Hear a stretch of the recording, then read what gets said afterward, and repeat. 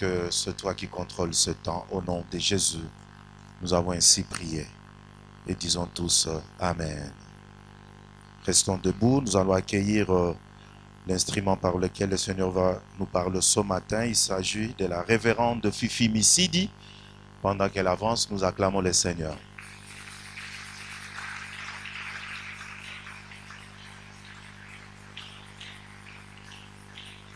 Alléluia.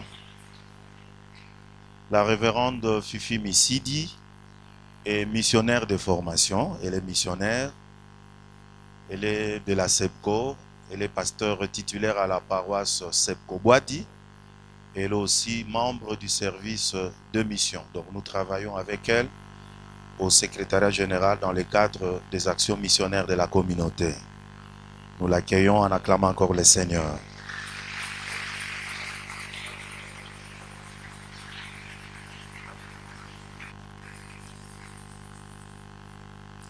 Shalom, peuple de Dieu. Que l'Éternel soit glorifié pour ce matin. Alléluia. Prenons nos Bibles, s'il vous plaît.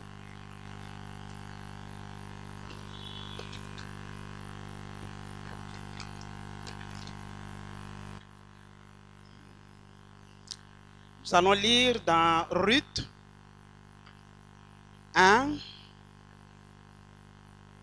verset 16. Et nous passerons au chapitre 4, verset 11. Ruth 1, 16. Nous lisons au nom de Jésus. Ruth répondit, « Ne me presse pas de te laisser, de retourner loin de toi. Où tu iras, j'irai. Où tu demeureras, je demeurerai. Ton peuple sera mon peuple et ton Dieu sera mon Dieu. » Alléluia. Ruth 4, 11.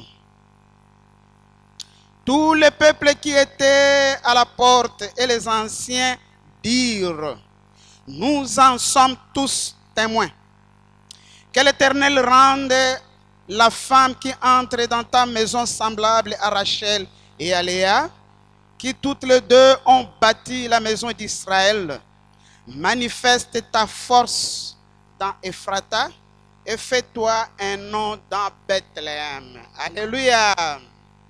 Nous allons terminer par Psaume 34, verset 6.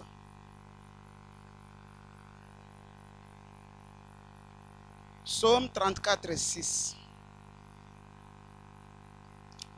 Quand on tourne vers lui le regard, on est rayonnant de joie et le visage ne se couvre pas de honte. Amen. Nous allons prier.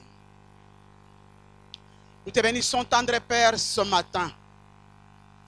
Toi qui nous as fait la grâce d'être comptés parmi les vivants, qui sommes-nous, ô Seigneur, et que t'avons-nous donné par rapport aux éminents serviteurs de Dieu à travers le monde, et les chrétiens, les gens plus nantis que nous, couchés dans des lits, des hôpitaux, cloués, en prison, en voyage, dans des différentes difficultés, qui n'ont pas pu aller à la maison de l'Éternel pour t'adorer, ce n'est qu'une pure grâce. Maintenant, ô Seigneur, ta parole vivifie. Ta parole donne la paix et la joie que nous n'avons pas trouvées dans ce monde. Parle à chacun de nous. Et nous te sommes reconnaissants. Au nom puissant de Jésus-Christ. Amen. Pouvons-nous nous mettre, s'il vous plaît.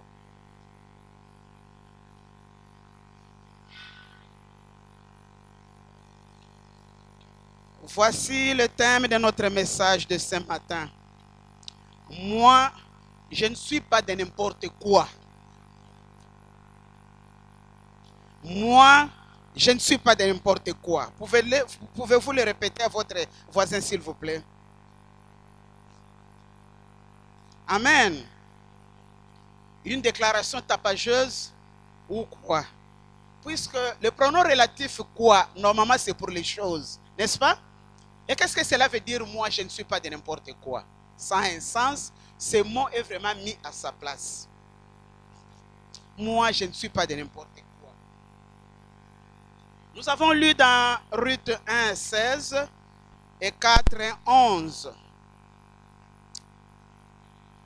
Pourquoi devons-nous évangéliser? Est-ce qu'il y a-t-il vraiment des bénéfices dans ce travail pour que nous puissions continuer? Ce monde est un monde des intérêts. Que gagnons-nous en évangélisant? Et qui doivent évangéliser? Alléluia. Nous avons lu l'histoire de Ruth, qui était une Moabite. Et papa et maman Elimelech ont quitté leur pays Israël pour Moab, fuyant la famine. Elle n'a pas commencé aujourd'hui. Là où ils sont partis, l'histoire vous la connaissez.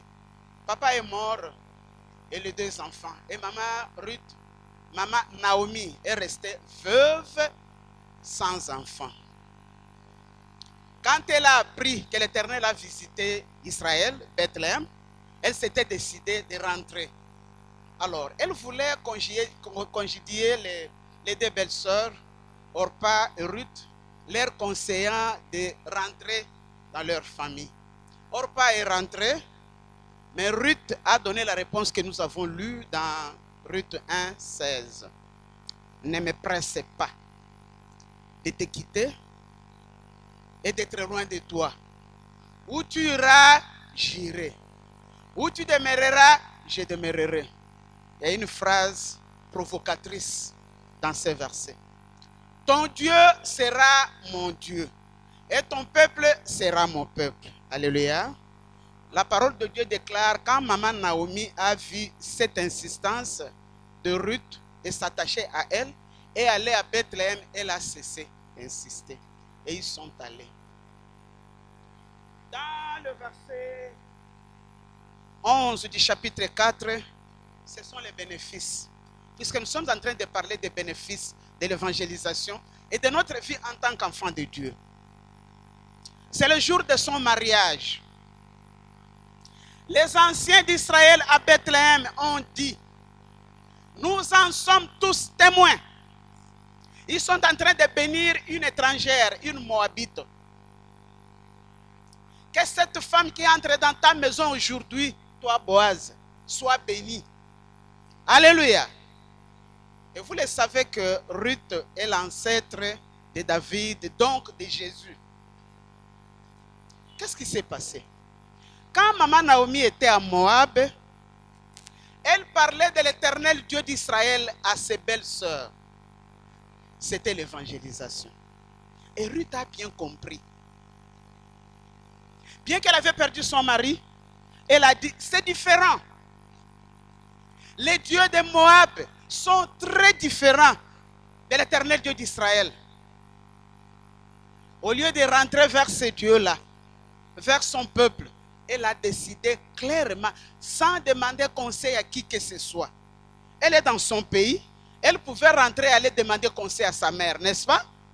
Maintenant que ma belle-mère est en train de rentrer, alors, maman, est-ce que tu me permets d'aller avec elle? Et sa mère dirait non. Tu l'as su pourquoi c'est une vieille femme. Elle te donnera quoi encore? Reste avec nous. Tu vois Antoine, tu vois Joseph, tu vois les hommes d'Israël qui te prendront en marche. D'ailleurs, je pensais même à ça. Qu'est-ce que ma fille fait là-bas?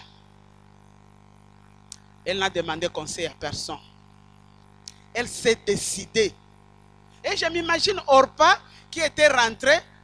Elle est allée faire le songi-songi dans la famille. Regardez, moi je suis rentrée. Mais Ruth là, qu'est-ce qu'elle fait? Elle est en train de suivre une vieille femme qui ne lui donnera rien. Je m'imagine ses cousins venir en natte lui dire, mais Ruth, tu vas où? Rentre. Il y a une place pour toi dans notre famille. Pourquoi tu perds ton temps? Même si c'était ça le cas, comme Ruth avait déjà goûté à la bonne source, elle avait une vision. Ruth est partie.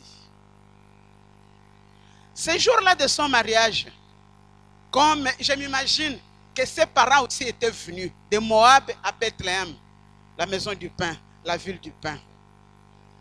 Quand Ruth sortait de la chambre où les esthéticiennes de Bethléem l'avaient orné. Peut-être qu'Orpa aussi était venue. Quand elle a vu Ruth, quelle était sa réaction? Quand ses parents ont vu toutes ces bénédictions, quelle était leur réaction? Quand ses parents rentraient chez eux, à Moab, qu'est-ce qu'ils sont allés dire? Alléluia. Ruth, la Moabite, bénie et bien bénie, n'est-ce pas? Par le biais de ses beaux-parents, très gentils, qui ont partagé la foi en l'Éternel Dieu d'Israël, qui n'ont pas caché cette bénédiction-là. Et quand maman Naomi faisait ça, elle ne savait pas qu'est-ce qu'elle faisait en réalité, puisque l'avenir, nous ne le connaissons pas. Elle était en train de gagner une grande âme qui était aussi une bénédiction pour elle-même. Cette femme qui s'était donnée comme nom Mara, une déçue, une découragée, la voit maintenant en face d'une personne très bénie qui l'avait aussi bénie. Alléluia. Moi, je ne suis pas de n'importe quoi. Ruth a compris que s'attacher à l'Éternel Dieu d'Israël, je vais carrément changer ma position, le standing de vie et tout ça. Et Ruth l'a fait courageusement. Ils sont partis et Ruth était bénie. Alléluia. Quand nous avons lu dans Psaume 34,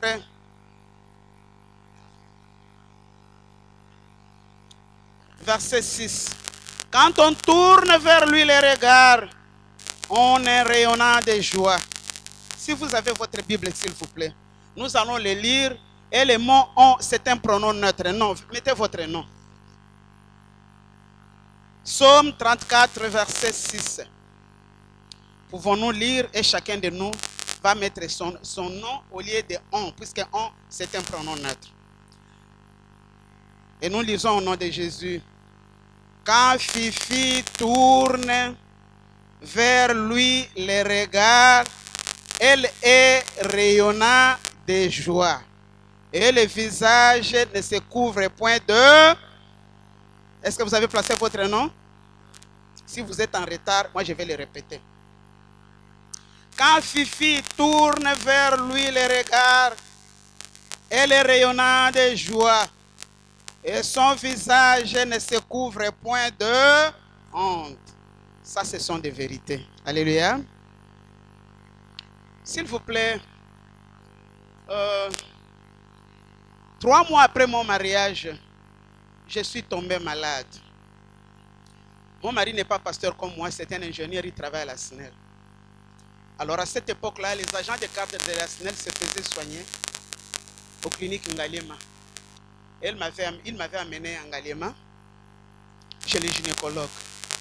Après la consultation, j'ai vu le médecin se lever et il commençait à parler aux infirmiers. Il a donné l'ordre. Faites appel au brancardier qu'il vienne prendre cette femme tout de suite dans la salle d'op, elle doit être opérée. Il y a un problème. Pour votre information, jusqu'aujourd'hui, je suis infirmière et cette nuit même, j'étais de garde. Alors, je lui ai posé la question, s'il vous plaît, docteur, je suis infirmière, c'est quoi le problème? Il me regarde méchamment. Infirmière? Oui. Et alors, tu veux quoi? Mais dans la salle d'op, je vais faire quoi? Il m'a dit, ok, comme tu es infirmière, je dois faire une petite opération. Tu as commencé une petite grossesse, mais tu as un problème. Et il a haussé le ton. Tu es mal formé. Comme tu as conçu, si tu peux comprendre, c'est l'utérus infantile. Depuis le ventre de ta mère, tu as un utérus qui ne peut pas se développer. Et comme tu as conçu, il faut que j'enlève ça tout de suite. De peur que tu ne meurs dans moins de 2 semaines. Alors, c'est comme ça, comme tu voulais connaître le diagnostic. Tu es avec qui? J'ai dit, c'est mon mari qui m'a accompagné. Il envoie une infirmière appeler mon mari. Et il commence à lui parler méchamment. Jeune homme, Comment tu peux te permettre d'aller marier une telle femme qui ne te donnera jamais d'enfant? Une femme mal formée. Toi, cette femme, malheur à toi. Pourquoi tu avais accepté le mariage pendant que tu savais que tu es mal formé? Malheur à toi. Dans ta vie, tu n'auras jamais d'enfant. Et maintenant, je vais faire une opération. Jeune garçon, décide-toi aujourd'hui. Tu peux aller prendre une autre femme. Celle-ci, c'est une malheureuse. Le brancardier est entré avec le brancard. Alors, le médecin m'a donné l'ordre de monter. Alléluia. Nous sommes de la génération des jeunes qui ont fait la joie de cette communauté. Nous avions, par le biais de la Ligue pour la lecture de la Bible, donné notre vie à Jésus-Christ en tant que jeunes. Et nous sommes devenus des fous avec Jésus. Dans le cabinet du médecin, je me suis mise à genoux et j'ai fait une prière provocatrice. J'ai dit à Jésus, Seigneur, et je me suis présenté. Moi, c'est la sœur Fifi. À notre époque, nous faisions des kilomètres et kilomètres pour aller évangéliser. Et c'était ça notre vie. Aujourd'hui, Seigneur, ici, en Ngaliema, je suis foutu. Avant de me marier, j'ai travaillé comme infirmière à l'hôpital évangélique de Vanga. J'étais responsable de la pédiatrie. Donc, j'aimais les enfants. Ces déclarations sur moi du médecin me broient et m'écrasent. Je te connais, toi, Jésus. Comme j'ai parlé, ce médecin est venu. Mais le brancardier, là, tu dis quoi? J'ai dit, non, docteur, je suis en train de parler à mon grand frère qui est gynécologue. Dans ces pays, les Zaïre, le vrai gynécologue, le grand, le bon, le puissant, c'est moi. Alors, ton grand frère là, à qui tu es en train de parler dans mon cabinet, s'appelle qui? J'ai dit oui, il s'appelle Emmanuel. Mais madame, Emmanuel c'est le prénom. Son vrai nom c'est qui? J'ai dit son vrai nom c'est Jésus-Christ. Aïe, aïe, aïe, aïe, aïe, aïe, aïe. Il s'est fâché. Madame, tu es folle. Une femme stérile, une malheureuse. Tu viens prononcer ces noms dans mon cabinet et tu n'as pas peur? Moi, je n'étais pas formé dans vos universités de noirs ici. J'ai étudié en Europe. J'ai fait de hautes études. Alors, c'est moi, le premier, le vrai, le puissant au Congo. Alors, tu viens me parler de ces noms-là dans mon cabinet. Brancardier, prenez-la tout de suite dans la salle d'op. J'ai dit, je ne parle pas. J'ai déjà téléphoné au grand frère et j'attends la réponse. Mon mari me suppliait, non Fifi, je ne t'ai pas marié à cause des enfants, j'étais marié puisque j'étais aimé. Va seulement, ça ne fait rien. Je lui ai dit, tu ne comprends pas. J'ai déjà téléphoné au grand frère. Moi, j'attends la réponse du grand frère. Quand il a vu mon insistance, il m'a chassé. Il a pris ma fiche et il a écrit, cette femme stérile est têtue. Comme dans moins de 2 semaines, elle va mourir, que son cadavre ne vienne pas à la morgue de Ngaliema, puisqu'elle a désobéi à ma parole. Et il m'a chassé. Nous sommes sortis de là, s'il vous plaît, nous habitions Lemba, puisque nous prions à l'église locale de Ngabakidima, c'est là où nous nous sommes mariés. Rentré à la maison, la situation s'est empirée. Toute la nuit, je ne pouvais pas dormir. Les paroles du médecin, ces déclarations m'ont broyé et m'ont aggravé. Alors, à 5 h du matin, mon mari se réveille, il me dit, écoute Fifi, le médecin a raison. Je rentre et lui demander pardon. Toi, tu restes. La bailleresse va louer une voiture. Suivez-moi. Je vais lui dire, docteur, tu as raison. Maintenant que la situation s'est empirée, fais seulement cette opération, tu avais raison. Ah, alléluia. Quand mon mari est sorti, il est 6 h moins. J'ai fait couler d'abondantes larmes. Et j'ai rappelé à ces grands frères-là, mes grands frères, Jésus, toi tu ne récompenses pas tes petits frères et sœurs. C'est quoi ça? Moi, Fifi, qui ai donné ma vie, qui t'ai donné ma vie à un tendre âge, pendant que mes amis faisaient de n'importe quoi, moi je m'étais attaché à toi. Et j'ai gagné beaucoup d'âmes pour toi. C'est comme ceci que tu me récompenses. Ce médecin-là m'avait ridoyé hier. Qu'est-ce qu'il fera de moi aujourd'hui? Et quand je serai sous anesthésie, il ferait quoi de mon corps? Oh Seigneur Jésus. Moi, je disais aux autres que tu es bon, puissant.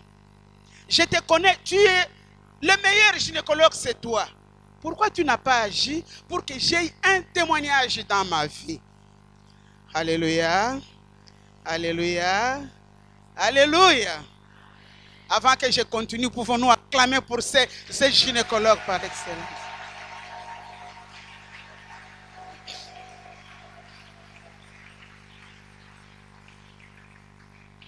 Bien-aimé dans le Seigneur, j'étais dans ma chambre couché sur le lit, porte fermée, fenêtre fermée. C'est avec ses yeux physiques, il est 6 heures moins. Je vois une personne entrer à travers le mur. Et la taille de cette personne dépassait la toiture. Il m'a appelé par mon nom. Fifi, oublie, je garde secret le nom de ce médecin, puisque peut-être vous le connaissez. Je mets seulement un nom. Oublie tout ce que Ilunga t'a dit hier. Moi, je suis plus que Ilunga. Je viens te dire maintenant que sois guéri. Il avance sa main, il prend cette main que vous voyez. Il me dit, cette main va porter les enfants jusqu'à ce que tu diras toi-même que assez. Moi, je suis plus qu'Ilunga. J'abroge, j'annule tout ce qu'il a dit hier, car j'étais là quand il faisait ces déclarations. Et moi, je viens faire la mienne, disant que je suis plus que lui. Toi, oublie tout ce qu'il t'a dit hier. Tu auras les enfants jusqu'à ce que tu seras fatigué. Mais je me dis, c'est moi Fifi maintenant. Nous ne sommes pas là. Cette personne, il m'a regardé droit aux yeux, sachant que je ne comprenais rien. Il m'appelle pour me dire, est-ce que tu me connais? Ses yeux brillaient, mais pour ne pas me brûler. Et il s'est présenté, moi, je suis Jésus-Christ de Nazareth.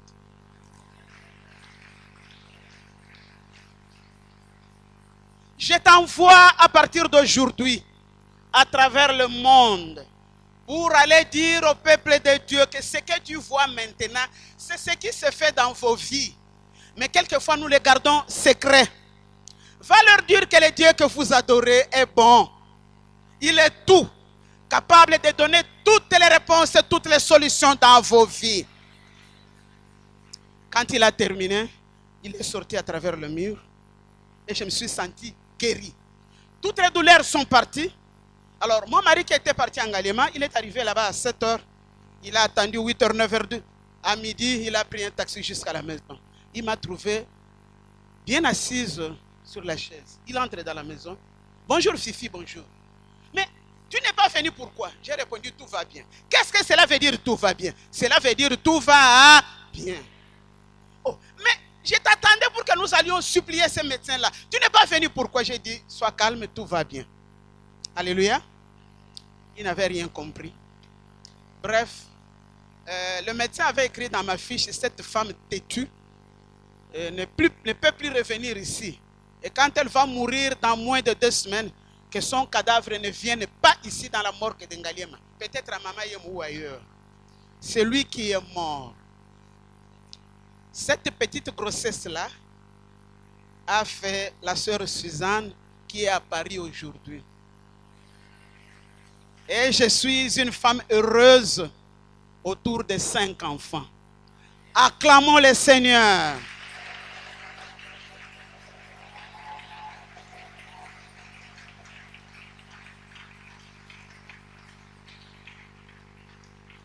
Or qu'il y avait un problème spirituel, s'il vous plaît. Je vais faire une petite parenthèse. Ma famille et moi, nous avons longtemps fait à Matadi. Bref, un jour, j'ai travaillé comme infirmière. Alors, dans l'hôpital où j'ai travaillé, j'ai reçu un malade. C'était un musicien de Papa Wemba. Il entre avec une forte fièvre. Je place la perfusion patati patata. Alors, quelques minutes après, Papa Wemba entre. Je l'ai vanté, puisqu'avant d'accepter Jésus-Christ, j'étais une grande danseuse de Mokonyonyo de Papa Wemba. Alors, je l'ai vanté. Papa Wemba, toi, tu nous as fait danser, toi, vraiment. Il m'a regardé droit aux yeux. Toi aussi, tu as dansé cette danse. J'ai dit, mais oui. Et il s'est approché, il m'a posé la question. Est-ce que tu as des enfants? J'ai dit, bien sûr, j'ai 3 enfants. Comment tu peux avoir les enfants? Découragé, il est sorti. C'est son musicien qui m'a expliqué que quand vous dansiez, il y avait des flashs que nous lancions dans les utérus de toutes les jeunes filles pour broyer les ovules jusqu'à détruire l'ovaire. Alors, quand il t'a posé la question, est-ce que tu as des enfants? Quand tu as dit oui, il n'a rien compris. Bref, maintenant là, nous nous sommes dispersés dans tout Matadi pour gagner les âmes. Je ne suis pas malade. Enlève la perfusion. J'ai enlevé la perfusion. Il m'a dit, madame, je serai tourmenté à cause de tout ce que je vais te dire maintenant. Mais puisque tu es ma soeur, je te dis la vérité. Que je ne suis pas malade. Depuis que je suis entré ici, je me sentais bloqué. Je ne comprenais pas ce que c'était quoi. Or que le problème, c'est toi. Continue à servir ce Dieu-là. Il est plus puissant que nous. Acclamons le Seigneur.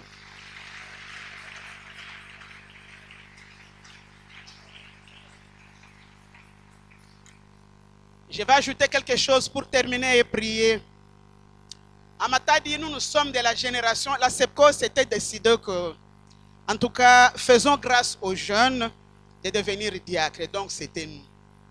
J'étais une jeune diaconesse et la dirigeante de la chorale de maman. Alors, malgré la profession infirmière, j'étais aussi une petite commerçante. Je venais à Kinshasa pour le cadre de mes affaires, quoi. J'étais embarqué dans un bus où j'étais la seule femme avec beaucoup de commerçants.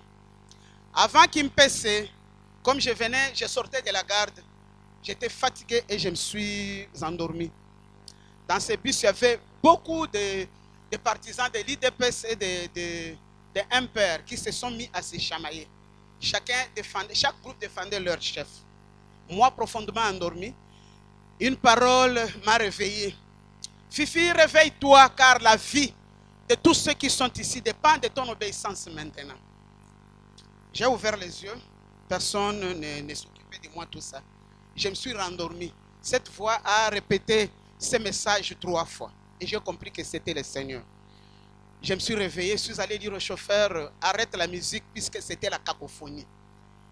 Le chauffeur a arrêté la musique au milieu du bus. Je me suis exclamé, Bandeko, Alléluia.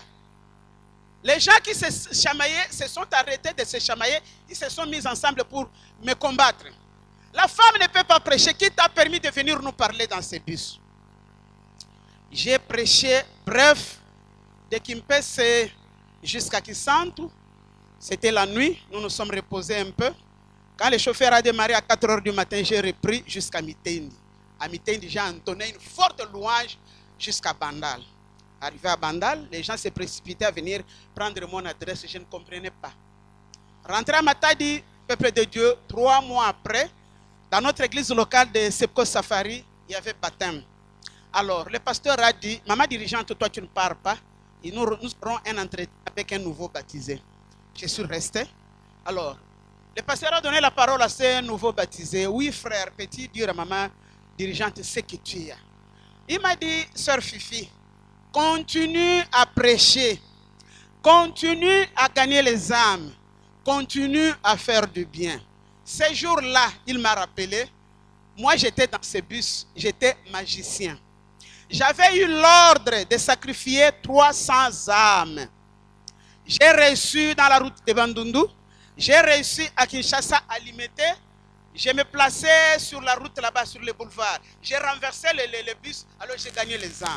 Je suis allé dans les hôpitaux, arracher, rendre nul le sang, j'ai fait les perfusions, les transfusions, tout ça, tout ça. Si un infirmier essayait d'insister à chercher les veines chez un enfant, j'attaquais même cet infirmier-là pour le prendre. Et j'ai totalisé 200 âmes. Alors, le sang, il fallait le prendre sur la route de Matadi. Alors, je me suis infiltré, j'ai invoqué 300 démons qui sont venus. Quand je me préparais à provoquer l'accident, je voulais distraire les chauffeurs à partir des bruits des gens qui se chamaillaient. Alors, une fois s'est élevé, bande quoi, alléluia, et bruit, j'ai dit c'est qui ça? Alors, j'étais dépouillé. Je me suis fâché, je suis allé faire le rapport à notre chef, le diable, qui est venu en personne.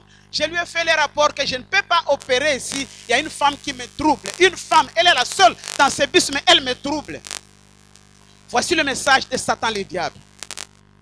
Elle appartient à la race des intouchables. Ce fils éminé, tu ne sauras rien faire. Alléluia.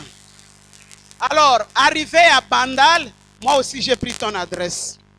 3 jours après, je suis venu dans le quartier, j'ai posé la question, est-ce que pouvez-vous connaître une femme dans ce quartier qui est infirmière, mais qui est aussi diaconesse à la SEPCO? Ils ont dit, ah, maman dirigeante, voici sa maison. Moi, j'étais assise dans mon véranda. Il vient, dès qu'il me voit à distance, il se transforme en foudre. Il va prendre les rocs de Matadi, tout ça, pour descendre et foudroyer tous les quartiers, moi et ma famille y compris. Arrivé à un certain niveau, il y a eu un fleuve du sang qui me séparait de lui et il ne pouvait rien faire. Il a fait plusieurs de mouvements, mais il ne parvenait pas. Alors il s'est fâché, il est allé, je vais tout droit au but. Il est allé voir mon pasteur à Safari, lui disant que la dirigeante de la chorale de maman, est-ce que tu la connais? Bien sûr, c'est moi le pasteur ici. Elle m'a dépouillé, alors je viens t'attaquer toi, son pasteur. Il faut qu'elle me remette mon pouvoir, sinon je m'attaque à toi, son pasteur. Le pasteur s'est moqué de lui, mais si elle t'a dépouillé, c'est bien que tu aies aussi cette puissance qu'elle a. Alors le pasteur l'a exhorté, il a accepté Christ, c'est pourquoi il était baptisé ce jour-là. Alléluia. Acclamons le Seigneur.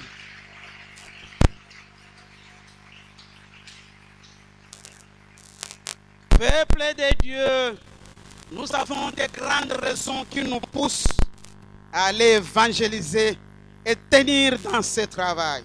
Jésus-Christ a dit, allez. Jusqu'à aujourd'hui, ce verbe à l'impératif sonne dans nos oreilles, tous en tant que chrétiens. Faisons de toutes les nations des disciples de Jésus, les membres de la famille de Jésus, les médecins par excellence, gynécologues, plus que tous les gynécologues de ce monde, capables de donner toutes les solutions à nos problèmes. Alléluia. Nous allons atterrir avec Jean 6, 35.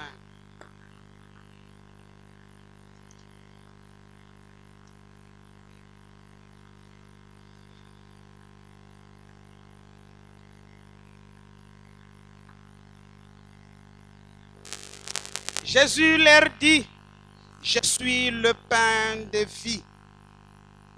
Quand Fifi vient à moi, elle n'aura plus faim. Amen. Je ne peux plus parler de celui, puisque maintenant il est question de moi. Toi aussi mets ton nom. Jésus leur dit, je suis le pain de vie. Quand Fifi vient à moi, elle n'aura plus faim. Et quand Fifi croit en moi, elle n'aura plus soif. Est-ce que vous avez compris? C'est Jésus qui parle. Il parle à chacun de nous. Les âmes qui meurent de faim, la faim spirituelle nous attend. Voici pourquoi. Nous ne sommes pas de n'importe quoi. Nous sommes de la race élue, la race des intouchables. Allons faire de toutes les nations la race des intouchables. Satan ne peut pas se jouer de nous. Alléluia. Il est bon, il est vrai, il est juste, il est fidèle, il ne sommeille ni ne dort, il ne va jamais en voyage. Il n'est pas un ex-président, un ex-roi, mais il est roi des rois, seigneur de seigneurs, sauveur de sauveurs jusqu'à aujourd'hui. Bien-aimé dans le Seigneur, moi c'était la stérilité. J'étais mal formé depuis le sein maternel. En tant qu'infirmière, je comprends que d'une façon naturelle, il n'y avait pas de solution. C'était comme ça. Je resterai sans enfant jusqu'au bout. Mais Emmanuel, il est capable. Pas seulement à moi, même dans votre vie. Je lui avais brandi mon identité. Je lui ai dit, regarde dans le livre de souvenirs. Moi, je m'appelle la sœur Fifi, qui a rangé des foules. 30 km à pied pour aller chercher les âmes perdues. Oh, tu n'as pas oublié. Mon grand frère Emmanuel, descend et agit. Il est le même hier, aujourd'hui et éternel. Nous allons nous lever pour prier. Jésus est au milieu de nous. Son regard s'abaissait sur sa douce voix l'entendait.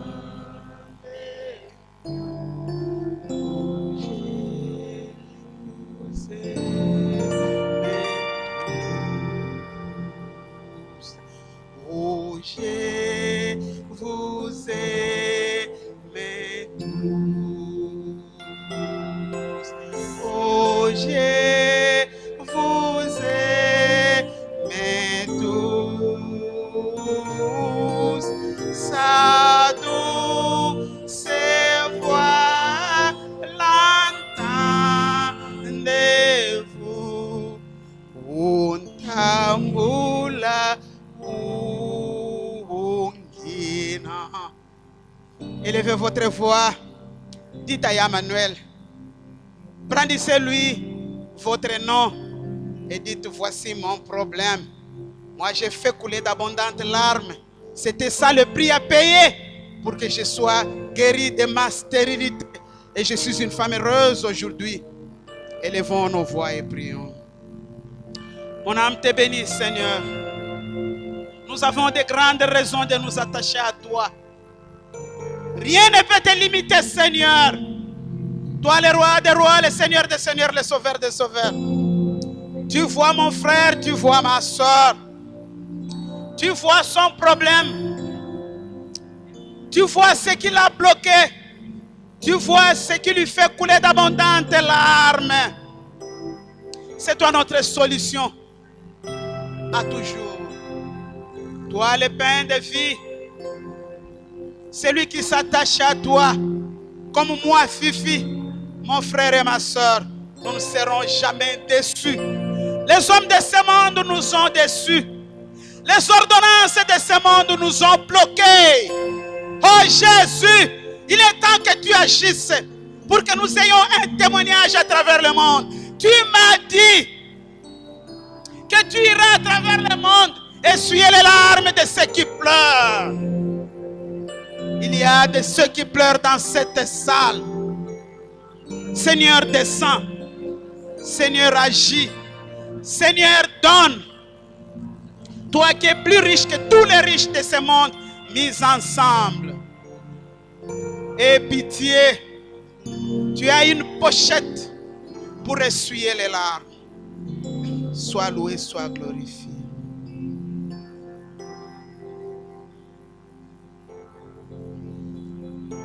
Et vous allez dire: aujourd'hui que j'ai compris que Maman Naomi avait gagné une âme qui était même une bénédiction pour lui-même, je m'engage à évangéliser sur ma route partout où je vais passer pour que les âmes viennent à Christ. Élevons nos voix et faisons cette déclaration. Vous qui ne l'avez jamais fait, faites-le. Vous qui le faites avec faiblesse, Jésus-Christ est un patron différent de tous les patrons de ce monde, qui peut payer et qui paye en quantité et en qualité. Prions Dieu. Oh, nous disons oui à ton travail, à obéir à l'ordre suprême, à l'évangéliser pour gagner les âmes pour toi. Sois loué, sois glorifié.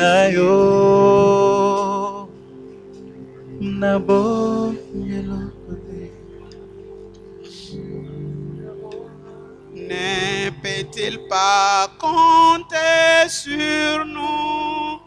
Ne voulons-nous pas aller tous? Jésus nous veut pour les sauver. Qui va l'aider à les trouver? Cherchons-les, cherchons-les, savons-nous les prix du Amen. Cherchons-les, cherchons-les,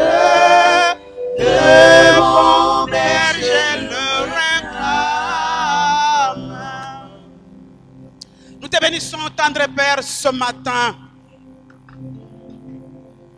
Tu as fait de nous des gens différents de ce monde.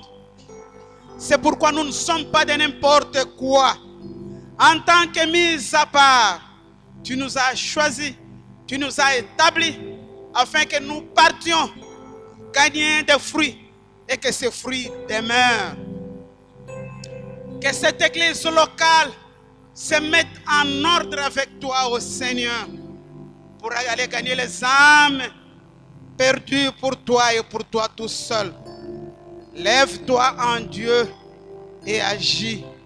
Toi qui essuies les larmes, toi qui bénis, tu es Dieu, notre roi, qui ne sommeille ni ne dort, capable d'écouter les prières, même celles qui ne sont pas prononcées.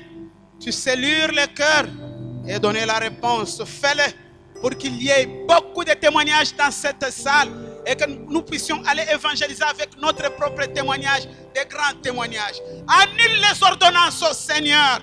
Abroge, mon Dieu, mon roi, pour ta seule gloire. Lève-toi dans cette salle. Toi, notre Dieu, toi, notre puissant roi, tu es roi des rois, Seigneur de seigneurs, sauveur de sauveurs. Nous avons nos yeux fixés sur toi. Toi, ô Papa, sois loué, sois exalté. Tu es Dieu, tu le resteras. Et nous disons tous.